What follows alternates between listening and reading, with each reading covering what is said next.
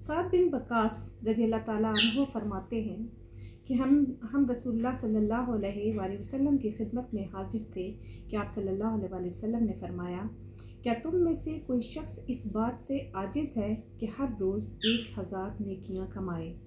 आप सल्लल्लाहु अलैहि वसल्लम के साथ बैठे हुए लोगों में से एक ने पूछा कि हम में से कोई शख्स 1000 नेकियां किस तरह कमा सकता है।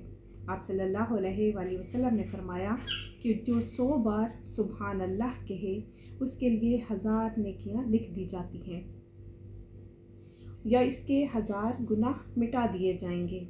ये चंद मिनट का अमल है जिसके ज़रिए अल्लाह सुब्हाना ताला ने हमारे लिए बख्शिश और भलाई हासिल करना आसान बना दिया है। अगर इंसान इससे ज़्यादा पढ़ेगा तो इससे भी ज़्यादा उसको अजर मिलेगा।